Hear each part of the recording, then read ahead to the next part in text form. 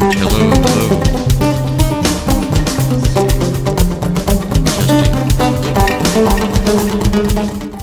All right, hello, hey out there.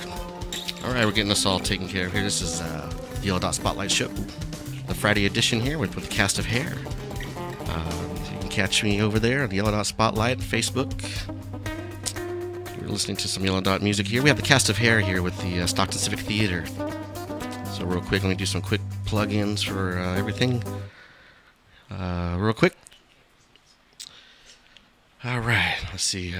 October 2nd, we're going to have a nice little gathering for the cast of hair after the whole introduction of them. So anyways, let me get this going. So here we have in studio here with Adam, Donald, and Gianna. Gianna, there we go. That was pretty close. Okay.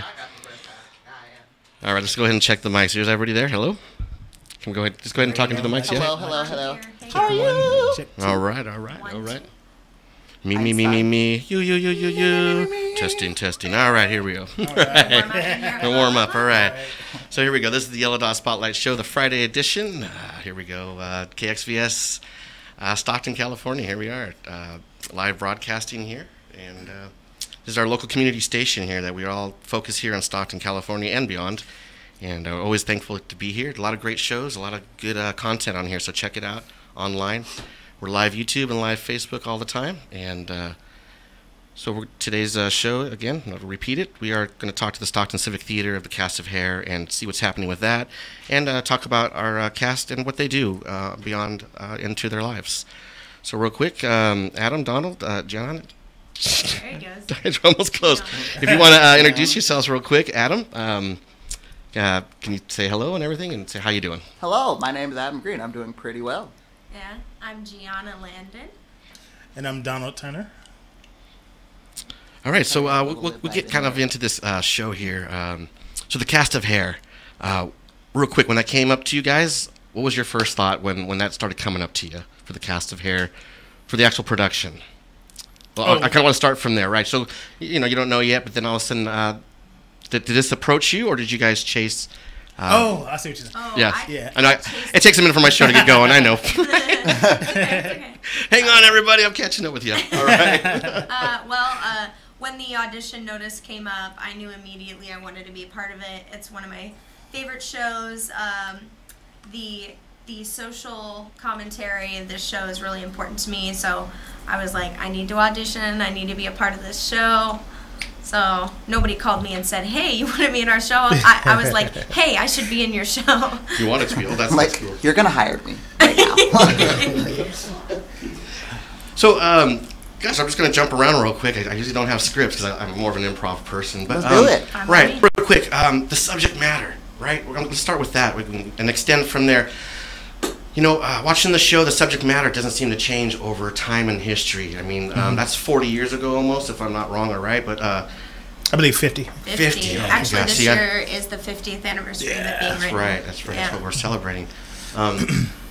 So within that time, as everything circulates, Yes. history repeats itself, as we were talking earlier, and so what can we learn from that? Because it seems like a lot of subjects were really touched back then that are still pretty prominent today that we're all having different issues with and still understanding each one of us as we have our journeys in our lives, like personally and what we're doing, as a community. I think one thing that has been the most poignant and interesting for me to realize, yes, the issues are still present, but we talk a lot about history, and I know at least for me and a lot of younger people, it's viewed as a far-off, distant land, if you will.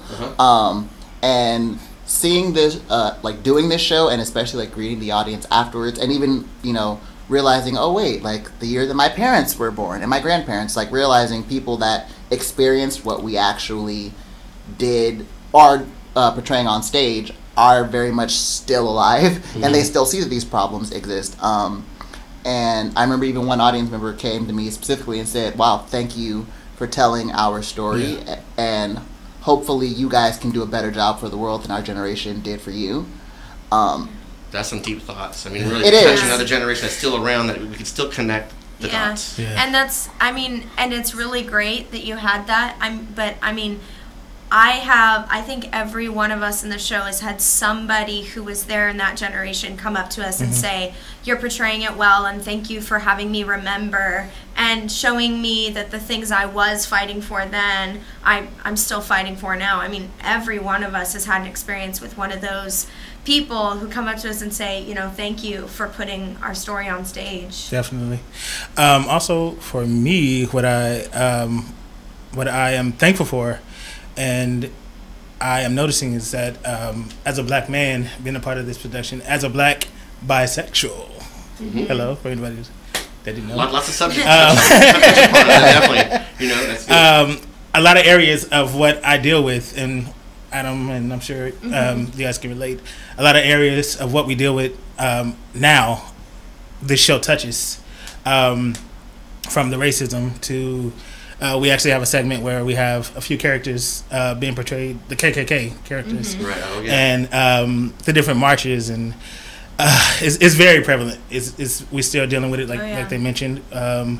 It is. I've had a few audience members come up after the show and actually in tears, pretty much saying the same thing about how it's reminding them of the days that they had and what they went through and what they felt, and that honestly for me, that's very humbling, and also I appreciate that, because that lets us know that we're doing our job. We're doing it well. And also for us, the experience of we're experiencing it now, but just having that feedback let us know that we're being authentic, and we're doing our best to portray and give that. And period. I had a lady come up to me last weekend in tears, that what you said reminded me, and she said she lost 4 really close friends in the Vietnam War, and the content of the show was so powerful that she said she was sitting in her seat and all of a sudden she was 17 again and was feeling the feeling she felt then, and I was like, oh my gosh, I am so sorry,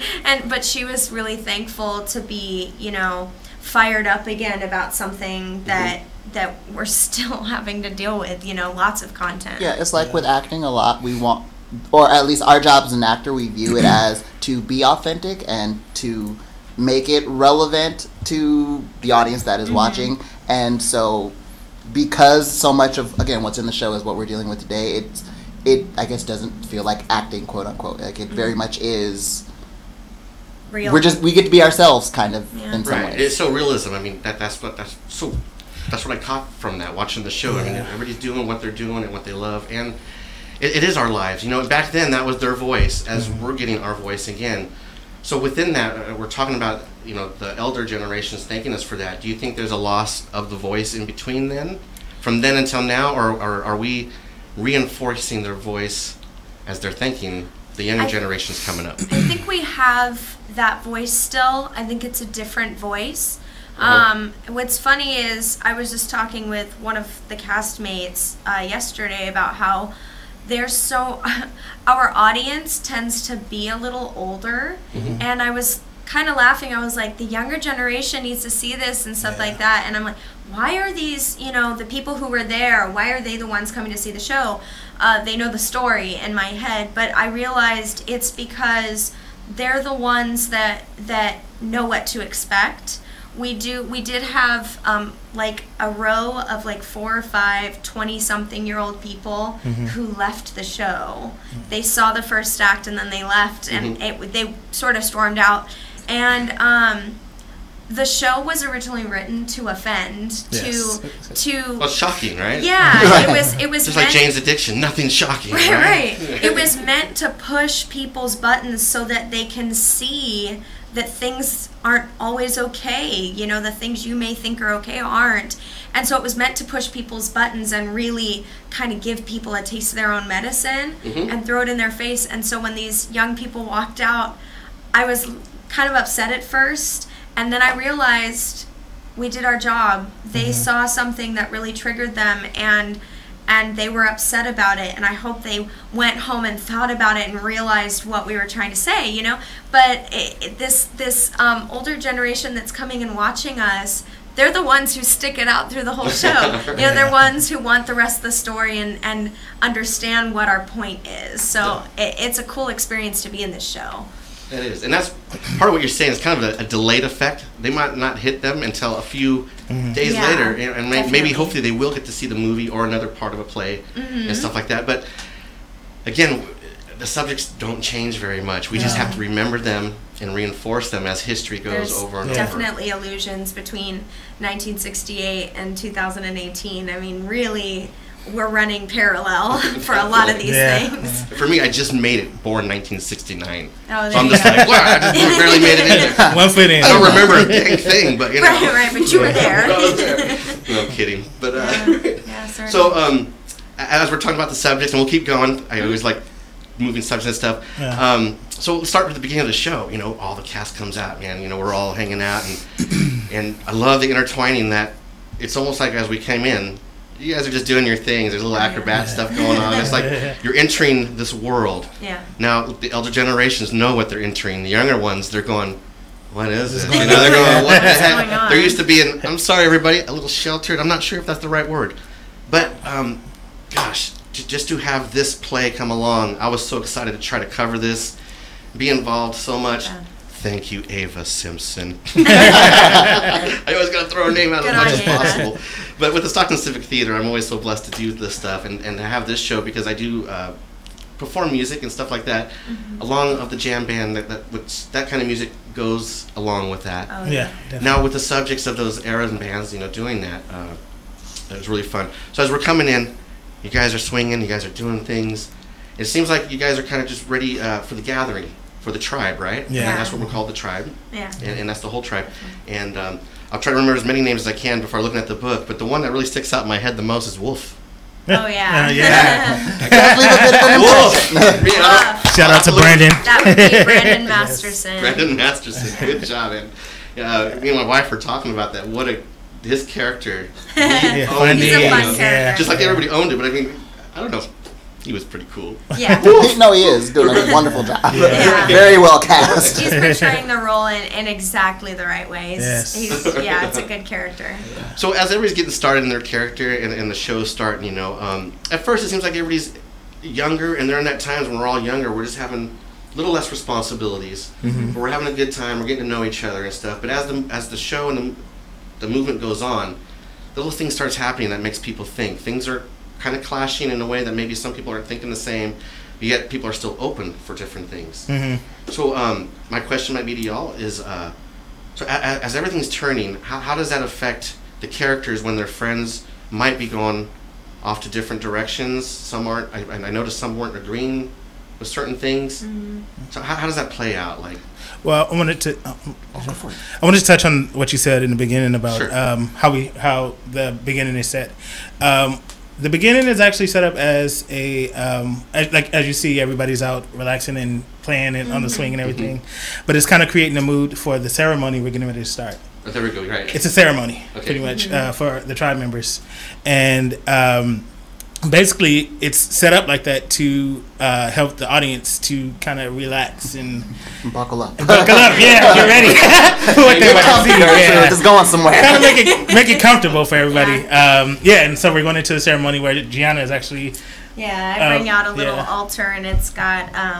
We have scissors on one side, we have incense on the other, and in the center is a bowl with flames in it. We cut a piece of Claude's hair and put it in the fire and kind of start our show with this ceremony of recognition of our hair, and that being our the thing that kind of ties us together. Yeah. And then, in terms of like how we kind of deal with that in everyday life, well, I mean, your explanation of kind of like starting to disagree and definitely figuring out the line of where we get along and we're friends, but realizing there are some things where we are very much in contrast and clashing with each other. Well, welcome to your 20s. Like I was saying earlier, it's not very far removed finding that and figuring out how to bring that to the stage, because I mean that's just like an average Tuesday. For us that are younger, kind of figuring out how our relationships with other people work, and how our relationships with the world at large works. And I think that's one thing that's been interesting both in my life and especially like with us doing the show, and I think everyone will agree, is kind of the realization that while we are all still discovering our voice and what exactly that voice is, accepting that we all do have a voice to use and figuring out how can we use that voice to affect the change that we want to see happen in the world. And respecting one another's voice on stage too, as characters. Our director Dennis Beasley, Dennis. Our director, something I really love that he did is he never gave us specific, okay, when the draft rolls around, you're happy, you're sad, you're upset, he didn't paint those for us, so it really allowed us as characters to kind of make our own choice and decide where we stand on each issue, and then throwing that into a huge group of people who decided differently. It's really fun as a character to play out real life, when I have something I don't agree with, but Adam does. Gianna and Adam don't stop being friends. You cope and you understand one another's own voice, and that's something I really love about this show, is that no two characters are the same, and no two characters have the same feelings on anything, and that's something that Dennis really allowed us to play with, which I'm so thankful for that. That makes it more realism, because you're really putting yourself and what you're thinking in there, and get it going. Kind of reminds me of the song Aquarius. In the part in the beginning, it says harmony and understanding. The guys actually seen that line. Like you said, you guys can disagree, but still have harmony. Right.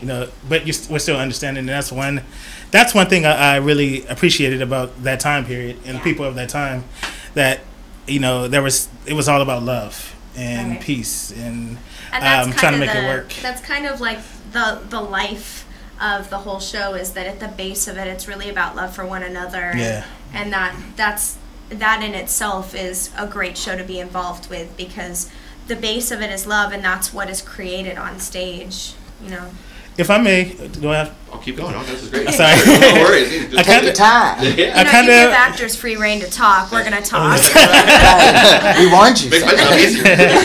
I kind of want to go back to the first question you had about what brought us to this show. Okay. The show is called Hair. For me personally, 2 years ago when I was doing the show at SCT Sister Act, I began a journey, not only with me personally and different personal things that I was going through, but also a hair journey. I was sent a message by shout out to Craig Vincent. Yeah, Craig. He's our lighting designer for the show. And those lights are dancing. Awesome. That was pretty amazing. Yeah. He sent me a message and he told me a little bit about the show, and I definitely that caught my attention. What I'm realizing as we go along in the show is, first of all, the show is called Hair. Hair was one of the ways that the people, and correct me if I'm wrong, the people of that time, one of the tools that they used in order to, I see it as kind of a rebellion almost. Yeah. Because the people of that time, the older generation of that time, they believed that long hair wasn't appropriate. That they should have more, males should have shorter, clean cut. Right. But they said no. They used a lot of the characters in the show. One being Claude Berger. If you come and see everybody's hair is shoulder length or longer, and that's a statement. That I was thinking the same thing. It's a statement. It's a statement. And when Craig sent me that message to let me know that this is a show that he told me I was going to be on the show, so go for it, which I was all for it. I was all with it, because like I said at the time, I was growing my hair out, and it was not only just a fashion thing or anything, but it was it meant something. Freedom. It meant something. It's definitely freeing. The hair journey is definitely freeing. So I connect one thing that way. No one can force you to change. And it's a personal identity thing too. I mean, me personally, I used to have really long hair, and then I cut it before I went into high school, and that's the first time this wild curl of mine came out. It used to be just wavy. The weight from my hair was pulling curl down, so when I cut it, I had no idea I had curly hair, and I hated it for like, oh my gosh, like 4 or 5 years. I hated my hair. I could not stand. I didn't know what to do with it.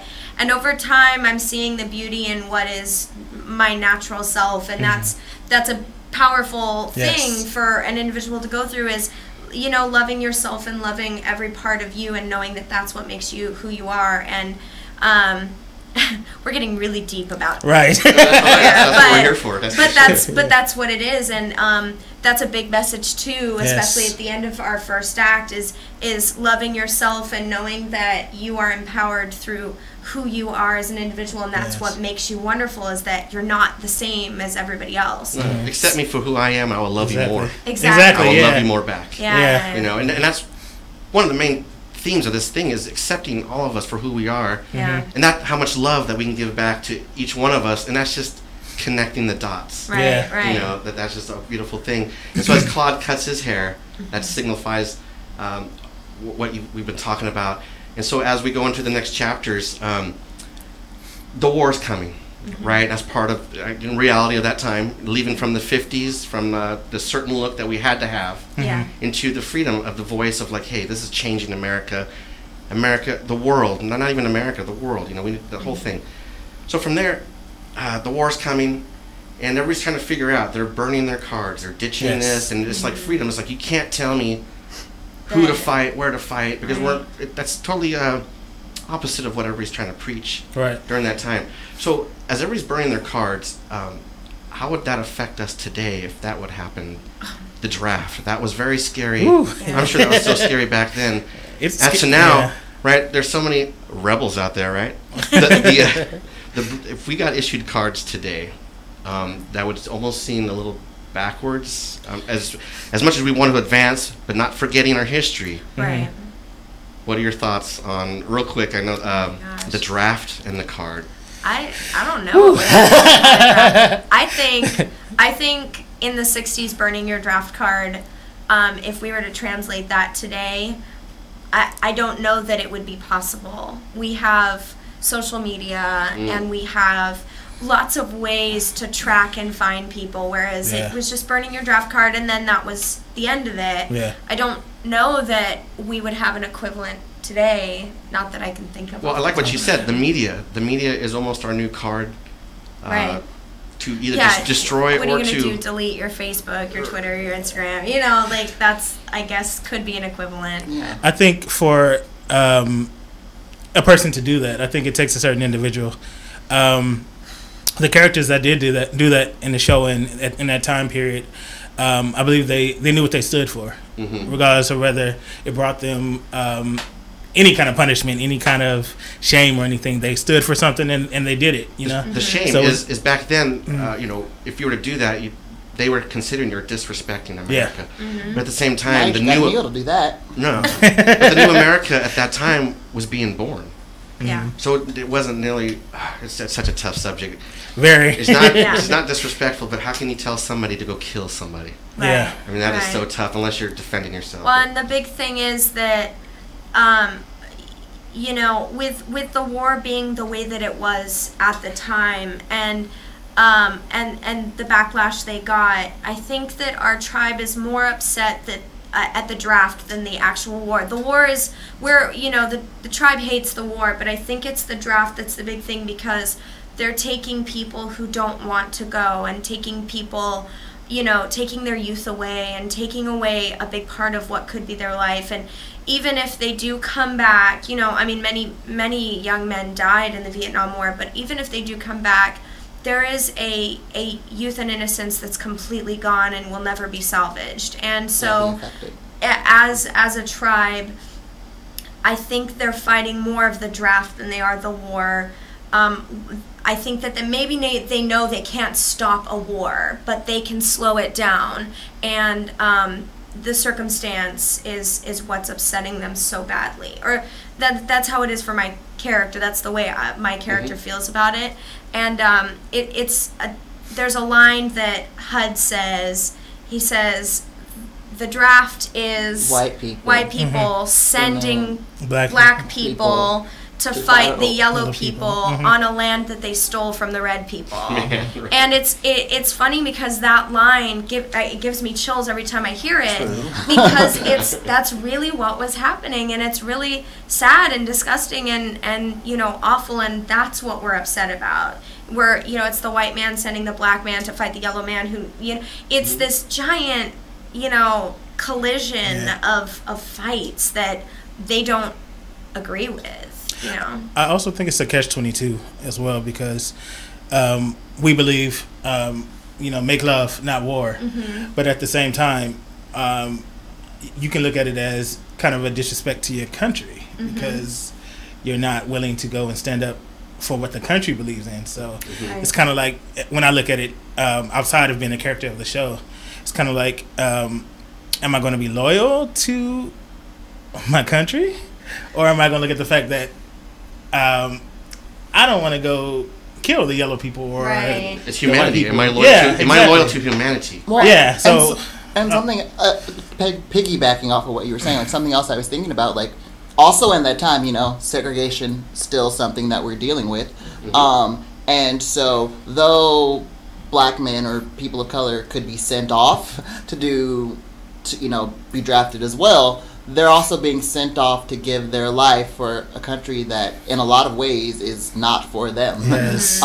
And again, with the parallels, that is in a lot of ways just by the nature of who I was born as and who I exist as, there are still some things in this country that need to be addressed that are not conducive to my well-being and happy life, and therefore if a draft were to happen in today's time, that would definitely be something that I would wrestle with as well. Would I be willing to give my life for something that I can't always say I'm convinced is for me? For me, right. I think too, there's a part of the show where in a song we sing called "I Believe in Love," that I believe is a very powerful moment that some of us may not even realize how powerful that moment is. Yes. Yeah. In the show, we get to a part of the song where our character, what's Esther's character name? Sheila. Sheila has a solo. She's singing "I Believe in Love," and we stand in front of the whole tribe, stand in front of the audience, and she's singing a part, "My Country 'Tis of Thee." My Country 'Tis of Thee. And some of us, like she said, our director allowed us to make certain choices, and some of us, including Gianna, a lot of the black characters of the show, we use our fist instead of covering our heart at that time. I believe that's a powerful piece of the show. Chills when you said that. Yeah, because I go back to the catch-22 part. Like he said, we were brought to a country that is not really, speaking for African Americans, we were brought to a country that is not really for us. So instead of us crossing our heart, we made a decision to use our fist as in black power. And we even have Gianna who does it too. I see you over there. Yes. I like it. Yeah. So it's definitely... when you're brown. I'm not black, I'm not white, I'm brown. It's like, I stand here, there, and everywhere. It comes back to humanity. We're standing up for humanity, for all colors and cultures and creed and who we are. And that comes to the fine line of, we don't want to disrespect our country, but we don't want our country disrespecting us either. And I think that is the fight. Me, as a Puerto Rican, in 1960s, it is a proven fact that the U.S. government sterilized all the Puerto Rican women so they can stop that race because they wanted our island. Wow. Now, that is my issue. Well, that's not my real big issue, but but with my culture being Puerto Rican, American, that was very interesting to find out. When I did find that out, I went, wow, my own government wants that island so bad. Now, as the Puerto Rican island, we are neither a state, they will not welcome us as a state, and they will not let us be our own country. We are still a colony underneath the United States. Puerto Rico. Yes. Okay, so that's it. I'm done with that. So back to the show. Yes. So again, we love our country. I love my country. I'm born here. I'm second generation. Most of my family is over there. I'm second generation here. I love my country. I would fight for it. But at the same time, as a culture, as a huge thing, we got to be careful not to disrespect back. The elders in office and all those people that are, they're doing their thing, we ask them, don't disrespect the people of the country. We will give love back 10 times fold. Oh, certainly. Definitely. Yeah. Definitely. And so as the war goes on, Josh, speaking about the lighting, the person who did that, I might be jumping too far ahead, but real quick, one of the things that really just I went, wow, was when all the strobe lights started going, and each culture started killing each other. Yeah. And they all started folding over each other. Yeah. And then it happened again. And then again. And I was like, man, I was grabbing onto my chair, like literally. 5 times. Was it 5 times? And then, and the strobe lights and the lighting and everything, and then the way everybody lined up and then they just got shot. It was so, man, it was pretty real. What's funny, that happens in our second act. So I always hear people, the first act is all the love and the flowers and the happiness and, and the second act is when, things get real. Yeah. It's time to wake up. And I hear either people really love the first act and don't really care for the second act, or the other way around. People are like, the first act was okay, but that second act was great, And in the second act, when all the heavy stuff happens, during that scene, the first time they staged it, it's just normal lighting, we just have lights on to rehearse. It was powerful to watch and just see. It's a row of monks and a row of nuns kill them. That was shocking. I was right? Monks and nuns killing each other. And behind them is it the astronauts next? Yes. Then the astronauts kill the nuns, and then the gorillas kill the astronauts. And it just keeps going. And when we were watching it, like the first time it was being staged, it was powerful. But when the strobe lights were put on for that scene, it was really shocking to me, because we're watching this play out in pictures. And to me, I might have taken it a little too deep, but for me, Vietnam was one of the first wars that was fought inside everyone's home, because they had televisions and they were able to see it. Good point. And so these strobes are creating photographs, pictures of this happening, and it's just disgusting and sick and sad that we're seeing pictures of people killing each other, and they just keep doing it. And that's so heavy on me. I have to leave the stage. I have to go back, and that's when I'd get my sip of water, because it really hits me hard that it's back with what HUD said, with the white people sending the black people. It's just people killing people all over, and it's never ending. Well, and if you're talking about potentially reading too deep in it, I am in that scene on stage, so I end up being one of the people that has to keep doing the killing over and over again. And it could just be potentially because strobe lights are very disorienting for me, but actually that scene is really hard for me to get through, just because, again, with strobe lights I feel really dizzy. But it was a couple nights ago I realized, wow, in all of this pandemonium that is happening, the only objective that I know is, okay, I have to make sure to kill this person in front of me. Not and I don't know, it was kind of emotionally overwhelming for me, because I was like, wow, like that is kind of what is happening. It's like we get to a point to where there's so much chaos and hate kind of spreading that it doesn't even become about why are we doing this? What is the message that we're trying to communicate here? It's just, my objective is just to get you before you get me. And it was kind of weird, like I said, to be on stage and realize, like, wow, this is art imitating life. Right. That's funny you say that, because I think if you go deep with it, a lot of times we do here at SCT. We go exactly. Very deep. Get in there. If you think about it, like he just said, you forget about the main objective of what was said the war was for anyway. It's just about getting you before you get me. That's deep when you sit back and think about it. Like, what are we fighting for? Right? We forget that. Because he's gonna kill me or I'm gonna kill him, and I want to be first. It's just disgusting. Shallow. Raw, open. Still young humanity. Right. We are the children of the universe. It's true. And so, touching on the subject that TV was some of the first media that we actually got to see that violence, not like in the 1900s, people just came home from the violence. Right. We got to see it. And then now, as media gets stronger and stronger, sometimes I feel like we're a little bit more cautious. But are we getting numb to it with the new media? Most definitely. Absolutely. Yeah, getting numb is not too good, because we need to stay awake. We do. We need to wake up this sleepy town. Yeah, and I think that's why shows like this is very important.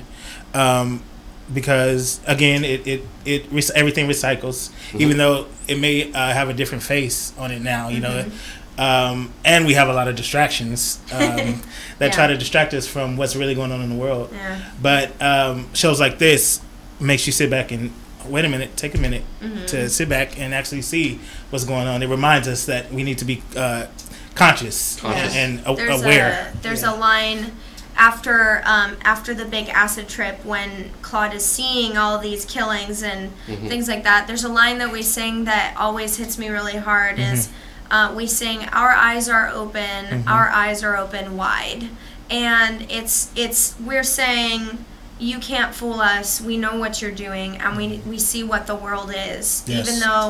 Even though there are people who will try and tell us things are different, and people try to lie to us to, so-called protect us.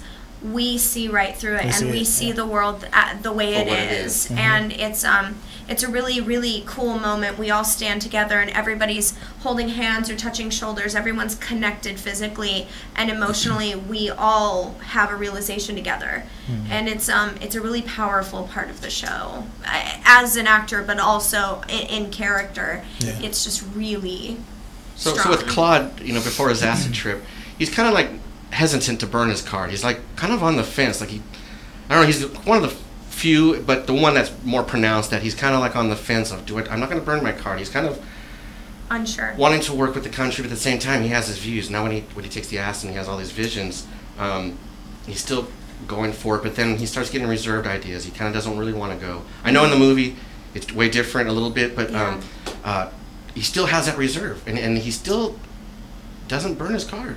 Not that I know of. I mean, right. And then he gets hashtag spoilers. Well, but the young generation, you got to catch up with us. But the old ones, they know. But there's so much in this play that we're not ruining anything. You guys are some of the best actors and actresses, in our town, which was so wonderful to see this show. Thank you. Just so much happening. So everybody got to go see it. So as he's going through life, his friends are kind of worried about him a little bit, and they're, hey, where's Claude? Good times are happening. What's happening? Where is he? Yeah. Why isn't he enjoying this with us? Right. And so, what does the tribe think? That he's a little bit rebel of the rebels?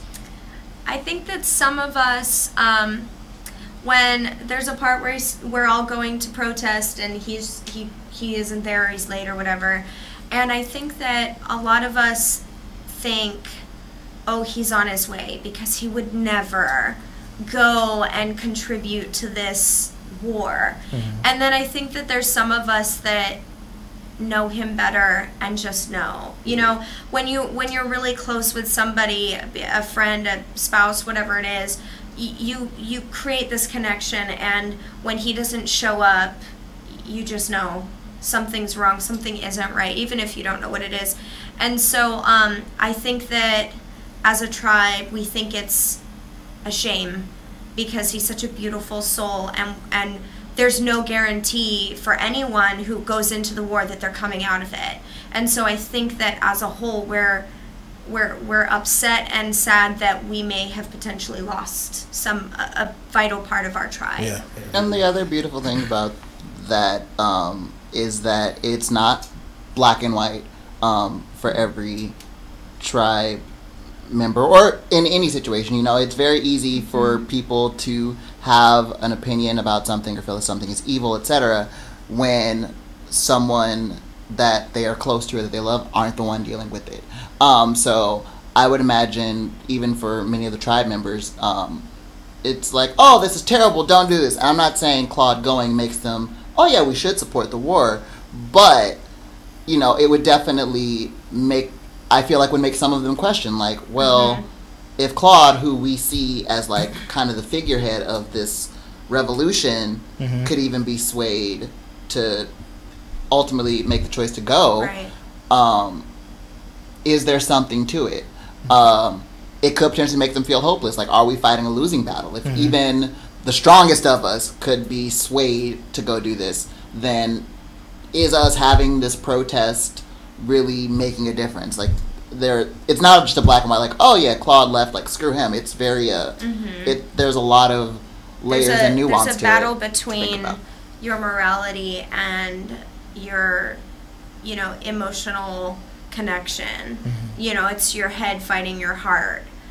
Do I turn and support Claude in this, or do I continue the fight I believe in? Or, like you said, are my beliefs changing? And also even your connection to the movement, because I mean, something that I even thought about, we very much, I feel like some people can tend to view the hippies as kind of they just kind of appeared out of nowhere people. But no, like some of these people, had lives. Some of them were lawyers and had families and chose to leave them. And so like even in my mind, my character is relatively new to the tribe. So he's still kind of figuring out like, what is this free love thing? Right. Do I really support this? Okay, I'm down with like the getting some love, but the acid, I don't know how I feel about that.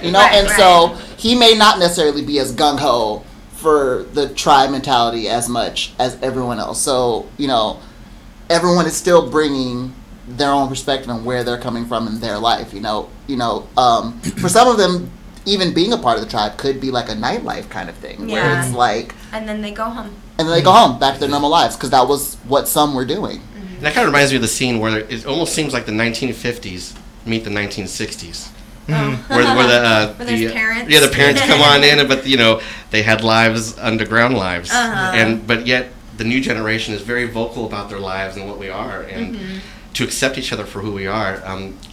That was definitely interesting. I'm glad that kind of came in there from the 50s, which is kind of a Brady Bunch, Leave It to Beaver type era. Very surface, but underneath it was deep. All that stuff is brewing, right? All that stuff is brewing. Everybody's talking, but and all of a sudden, boom, the 60s come out, right? And that's where we're at right here. And so that was really cool that you kind of brought that up a little. I think essentially too that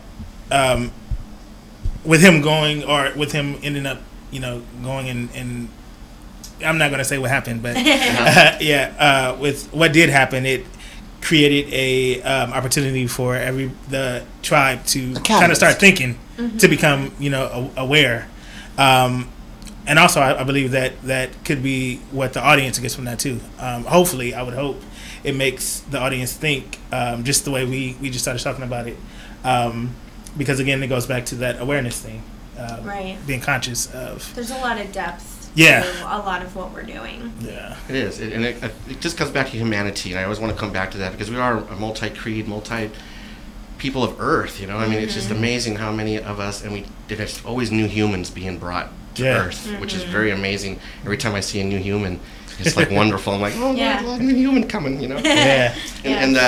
So we're getting going, and then Claude goes off to war. He's sent. Nobody can believe it. I couldn't believe it. There have been so many nights where, like, the moment when he comes out in the suit, like, you hear several audience members, no! Yeah. We audibly heard gasps the other night on Saturday. Such a transformation. Oh, yeah. It's there were audible gasps from people. And then after the show, James Reed, who is playing Claude, he also choreographed the show. Brilliant work. Yes. But James had Vietnam veterans come up to him and talk to him. And I was standing next to James at our meet and greet after the show, and this older man with tears in his eyes just shook James's hand and said thank you, and that was the exchange, and it was so powerful. I know, but it was get your tissues out of but it was so powerful because from someone who was there, from someone who knows this era far better than any of us could ever fathom, enjoyed the show enough to, I'm getting teary now, enjoyed the show enough to thank James for putting his story out. And there are lots of shows at Stockton Civic, and every one of them is unique and beautiful in their own special way. But for me, this one is one of those shows that I will never forget being a part of, because it's I was talking to my mom the other day, it's changing the way I view the world. Not me as an actor. I mean, Gianna, the way I look at the world is different now. It's changing me for the better. My eyes are open to things that they weren't before, and that's that's, I mean, an incredible takeaway from being in a musical. Yeah. You know, you call it a musical and people think of nerds in high school. Hello, you know, baby. Hello, honey. But being in this particular musical is just something of its own caliber, and I'm never gonna forget being a part of this. Yeah. It's the audience response Yes, that really definitely. hits home. Yeah. It is a universal message that we got to have in our generational lifetime, that we get to see, and as we're talking about that, these people are still alive. It's not like we're talking about the Civil War, Right. or anything No. that we can't even, we can't even imagine that. We can only read it in books and Right. see accurements of that, but to actually meet people that were Yeah. from this era and keep that generation close. So it makes me think that, once this production goes and a generation spans, I hope that another production similar, or whatever the new generation can do, I think it's just happening by itself, but these stories need to be closer to each generation Yeah. to pass on the tribe They message. still have so much to teach, these shows. The Yeah. people have so much to learn still from this show.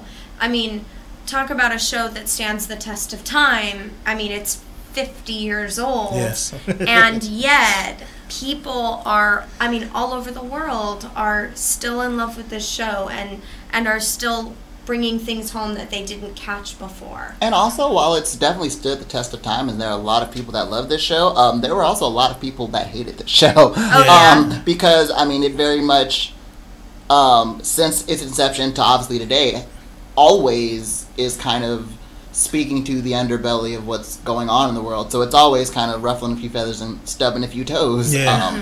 They're, despite some negative reactions to it even, it's still a very worthy message that people feel the need to keep telling. Whether positive or negative, you're getting a reaction, and it's still getting people to think. Yeah. Oh, yeah. And the writers of the show originally, I think, like you said, it's supposed to be shocking. It's supposed to make people think. Whether you like it or hate it, Yes. you're going to think Yeah. about it. Yeah, That was its definitely. purpose. And those kids that walked out, they're going to be like, man, we walked out on the show. Well, why'd you walk out? Boom, they just started talking about the subject Right. without even knowing about They're it. immediately talking about what was offensive or what they didn't like, and hello, that's the point. Yeah. It's like, good, you're talking about. You're talking Did about you it. get my point? And it's funny, there's so much content in this show that offends all people. That's the equality. You That's the know, equality. We're all offended at the same time. It's beautiful. But It comes down everyone's my road. my favorite question to ask people is, oh, you liked the show, great. Which part offended you the most? Because you'd be surprised at the different parts that hit people in different ways. And why? Nice. And why? There's a song that we sing, 3500, and in it is a racial slur that I still have trouble singing. The N-word. Yeah. It's tough. And when we were in rehearsal, the first time we were singing it, we got to that word and everyone just stopped. Nobody said it. And our music director, our music director, Amy Dahlstrom, absolutely wonderful human being. Love her to pieces. I hope Amy heard that. Cast me in your next Shout out to Amy. But Amy laughed and she goes, guys, you can't say that word. And we're like, it's literally in the script. We have to say it. And me being on stage, it never gets easier to say this word. But what's funny to me is that if I can get over saying it on stage, I love to see people's reactions to it. Because it shocks, and it is in the second act, and it is a heavy song to be singing anyway. But then to throw that word out and to have people, I look at people's mouths agape. I mean, really, they're just like, you just said that, And we say it several times. We do. Yeah. So it's like, if you didn't hear me the first time, Here it is again. let's bring it on back around Right. for you. But it's funny because that's the point, and I love that that's the point, is to get people shocked.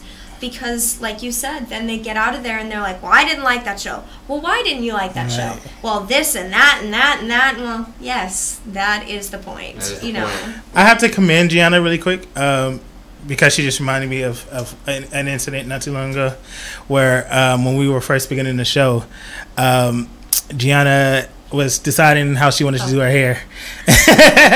So she was asking if if it would be culture appropriation if she braided, if you wanted to braid on the bottom of my hair. Yeah, which I thought was very, I appreciated that, even though it really wasn't a big deal. But the fact that she challenge ourselves a lot, right? Yeah. It makes us all think. You know? And I'm sitting here on stage with people who it's their culture to braid and cornrow their hair, and I thought I really wanted some braids on the bottom of my hair.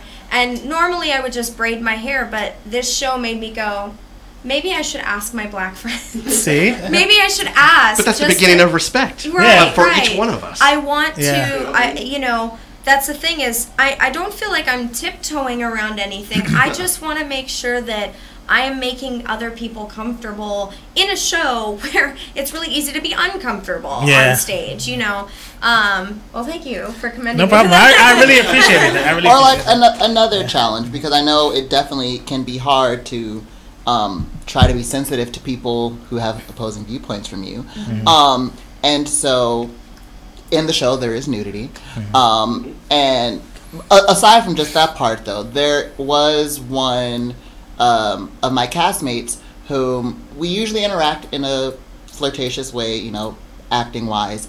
And one particular night we were doing it, and he kind of made a face, and I was just like, "Are you okay? Like did I go too far?" Because we're interacting. We're interacting in a very personal way. We want to be respectful of each other's boundaries. Yes. And he looked at me and said, "No, it's just my family is here tonight, and they're very, opposite of a lot of the ideals the show promotes." I'll put it that way. And in my head, while me as a person and my beliefs were like, well, forget them. I also realized, again, this is someone's family. I should be considerate of that. And so even though I disagreed, it also forced me in a place to realize, okay, well, again, I have to respect your boundaries, and I have to learn to give and take some in this situation. And there were a lot of moments, because I interacted with this person a lot on stage. I realized that night because of this incident. And it was a lot of, for me, realizing, okay, sometimes I do take a step back, but what I was really proud of there were a lot of things in the show that person wasn't going to do, and they felt nervous. And I had to tell them, kind of like I imagine what happened in the claw situation, I had to tell them, whatever you decide, I support you, and I'm just going to follow your lead on that, because I understand, this is a hard place for you. And ultimately that person decided to do those things that they otherwise wouldn't have in front of their family. And the next day, I talked to that person when we got to the dressing room, and they were like, my family loved the show. I wasn't expecting that. I was expecting them, there was a thing here or there, but it wasn't things I was expecting them to be offended by. And the things I just knew, I'm going to hear this when I get home, they didn't have feelings about. And so that was a really cool moment for us to share, because like I said, it really forced us to find your boundaries, examine ourselves, and respect each other in a way that wasn't even on your radar. Right. That's funny, because for me, and I did it back then. I commend you guys for the bravery and strength that you have to do that. But also, for me, my family always come to my shows. Usually my mom, my sister, everybody. But this particular one, and maybe a few more racy ones that I did, I always gave a disclaimer to my family to let them know this is going to be going on. I recently just came out to them not too long ago. So I try to be respectful of the fact that, we do have, they're accepting, but there's still some things that they're not going to be okay with, and it's going to make them a little uncomfortable. So I gave them, I knew that me and Adam have a scene where it's a little racy. Risque. Which I don't know how they would, see that, but I gave them the disclaimer. And to be honest, I really would like them to see the show, because they were alive at this time. And I believe that it could impact them in some way, but I respect the fact that it may not be for them. So I don't know. I think I commend you for still standing up for what you decided you were going to do for the show. Ask, because even the show is meant to garner a reaction. So even with inviting people, I know for me personally, I had to ask myself a lot, okay, when I invite someone, do I want them to come? 2, should I give them a disclaimer, or is that be loosening the integrity of, like, lessening the impact of the moment? Should I let them come and experience it full force, or I know how they would react to that, so I should soften the blow a little bit? Is the art more important, or is my relationship with them? There's a fine line. My family, I'm really lucky. My mother did theater her whole life. She's a dance instructor, and this is her world too. So when I thought of auditioning, I was like, Mom, there's full on nudity. My mom was like, just do it. She said, she was like, there's going to be more to the show than that. And the nudity is not portrayed as sexual in any way, shape, or form. It's really about acceptance and stuff. And when I told my mom, she was like, okay, I'll invite your aunt and this, and I'm gonna invite my students, and she's like, yeah, I'm so proud of you. And opening weekend, she had a block of like 30 tickets between her and her friends and stuff, and it was all awesome. In the first 3 rows. That made that show very interesting. What was funny is my dad sees every performance. My dad has seen every performance I've ever been in my entire life, which is saying something. I've been dancing since I was like walking. And my dad was like, Gianna, I think this might be the first one I don't see. And I was like, oh my gosh, but it's such a good show, Dad. Yeah. And my dad was in the Vietnam War, and my dad luckily came back. And I was like, Dad, really, I think you'll love it. And so after much convincing, my dad did come and see the show. He decided to read the bios right at the part where we're all getting naked. But he's, his nose in his program. But my dad came up to me, and he was just beside himself with pride that this show was what it was. And to me, as somebody who, I was afraid to invite my dad, not because of the nudity, but because my dad was in the war, and this content's really heavy, especially for a Vietnam veteran. And to see him beaming with pride at me made me realize that this show is so important for everybody, for people who were there, people who weren't there. People of all colors, shapes, and sizes. I mean, it's really important for every person. I took it as humanity stripped down. Oh, yeah. I mean, humanity in itself, naked as can be, this is who we are. Yeah. Accept me, love me. Yeah. Yeah. And it's I'm not just a number, I'm not just a body, I'm a unique person. And you can't just send off my number. You can't just pick me up and plop me in the middle of Vietnam and expect me to do what you want me to do. The scene is, I am not just a body. And that's really a strong message that I hope we're getting across. I know people come up to us and say, oh my God, the nude scene was so moving and beautiful, and I didn't even see bodies, I just felt your presence and your power. But that's what it is, and that's what I tell people when they're like, oh, I don't know if I want to see nudity on stage. But I'm like, it's you don't even see a body part. It's a statement. It's a statement. It's a statement. It's a conscious statement, conscious mind statement. And with the conscious mind, the protest ends, and he goes to war, and we're shocking that he's at the war, and we find out the ending, and man, I actually had a tear in my eye when it happened, because I already knew it was going to happen, but right. It seemed like for a moment humanity ended for a second because of all the beliefs and all the things that are happening. That just kind of correlates to that very ending with that. And strong ending. Yes, very powerful. And I wish those kids, I'm going to pick on you kids, you should have stayed for the second act. I was like, and what was funny is they were like in the second and third row, so we in could the middle. See them. Yeah. So like we could see, so then we come back from intermission, and there's this giant gap in there. We're like, oh, they left, but they were like right in the front, and it was like, well, you weren't slick. We know you left, know. But well, it is a different era, as we say. The history always repeats itself. There's time where nudity is more acceptable, and then nudity is not acceptable. I think now times we're always clothed, and a lot of times people forget that we're really naked underneath. Right. I mean that is our skin that we bear every day. I think actually I was talking to a friend of mine just last night about this. One thing that was even more touching for them I don't mean this as any shade, but none of us in this cast have like a Broadway Adonis sculpted body. Right. Okay? Not one of us. None of us. Okay. And bless us for not, because that is such a difficult, achievable thing. It is. Yeah. And so it, like, that moment strikes me even more because it's like, it's not about that. It's really not about what you look like. Right. It's saying this is what I have to offer, and I am offering this to the best of my ability, and I'm actually going to use this to make a statement. Whether it's bigger, whether it's browner, whether it's shorter or taller. This is the vessel that I have to offer, and I'm using it in this moment to tell you I don't like how you're treating me. Yeah. And I'm not going to conform to what you believe should be or how it should be, or that we all have to look the same way. Exactly. Yeah, and there's a strong underlying tone of you know, we've gone through protests, we've brought our signs, we've shouted and yelled and hung out together and tried to say what we have to say, and if you're not going to listen to it, you won't listen to my words, you won't listen to my actions, here's something you're going to listen to.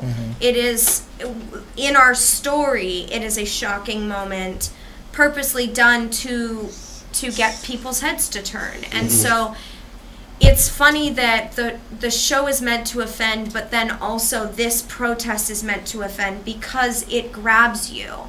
And it's such a beautiful thing, because something that happened in rehearsal we just kept doing because it was so powerful. The first day we had the nudity in rehearsal, everybody's nervous and our acting went out the door. Dennis was like, okay, so now let's add your face. And we were all just so nervous, but once we got past that first, you know, pre-nude jitter, we in instinct grabbed each other's hands, and it was not directed, and it was not, we were not told to do it, and just through pure instinct grabbing at one another and saying, I'm here for you if you're here for me. That was something that we just said, oh my God, let's keep it, because us as humans doing this for the first time, that's when it's going to be its most pure in its intention. And what did we do? We connected. We needed that physical affirmation of, I'm here for you if you're here for me. And it's funny, the audience will never know that was not directed, but when it happened, I remember feeling physical, like, adrenaline pump through my body of, you know, knowing that I have to do this, and I have someone to do it with me.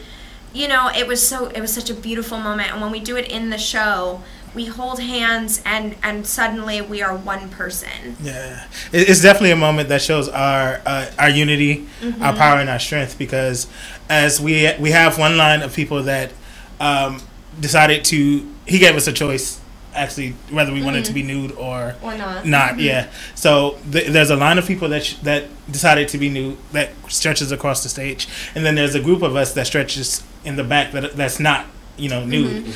And like she said, we hold hands, and it's kind of like, for me, it's kind of like a way of saying, you know, we're here, you know, we're supporting us in the back line, we're supporting the ones that's in the front and standing on the front line, and we're holding hands, and that's a big show of unity to me. And that's what I get from that part. Something else, and I don't know if you guys have noticed this, that has been interesting, at least for me personally, is because we're spread out all over the stage, and then again, you take your clothes off and you walk to your space in the line or whatever, and definitely the first few weeks even, it felt like, okay, look, I'm just going to beeline in my spot. I don't want to look. I don't want to put whereas, as time has gone on, like even last night, it went more from, okay, we're just here, we grabbed hands, but like I started realizing, like, actually I'm starting to feel more comfortable, like, no, it's not, I don't need to beeline here. I'm going to like acknowledge that we're standing together. Yes. So like last night there was a moment I even like looked at Esther, who plays Sheila,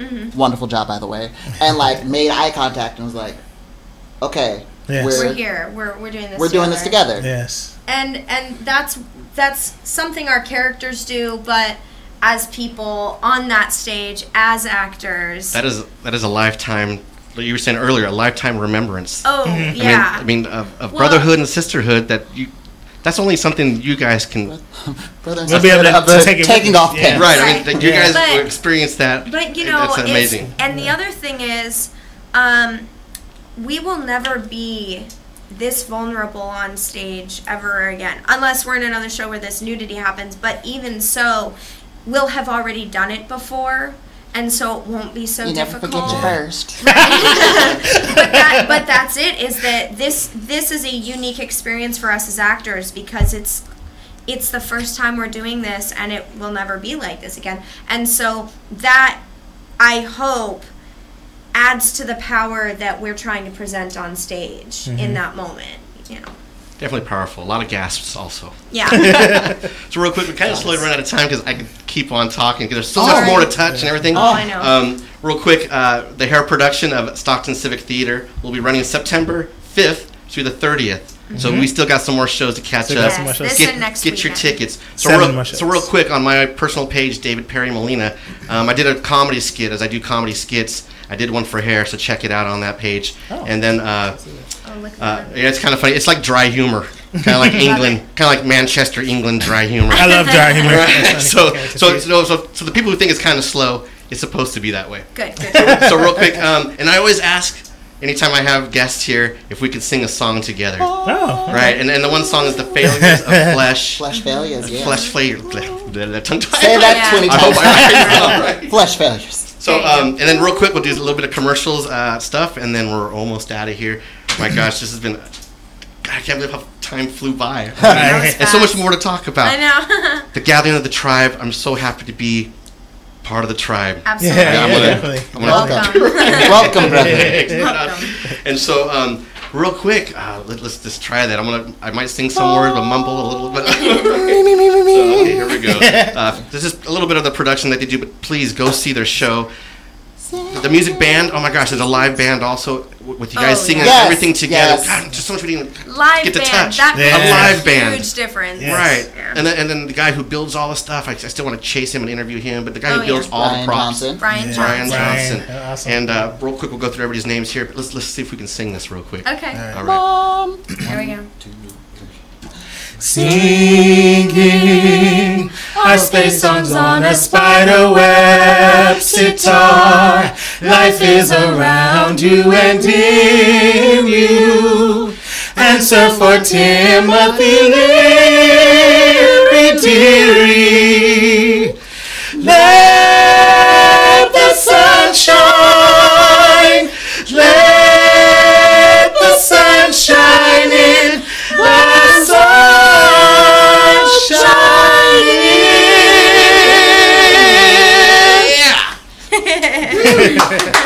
Thanks so much. That was so awesome. Thanks for having us. Right on. Thank you. So again, the Stockton Civic Theater will be production of The Hair, September 5th to the 30th, 2018. Plenty more shows coming up. We got the Annie coming up November 14th to the December 16th. Ooh, yeah. The Comedy of Tenors, Ripcord will be coming up. This gets to be the camera.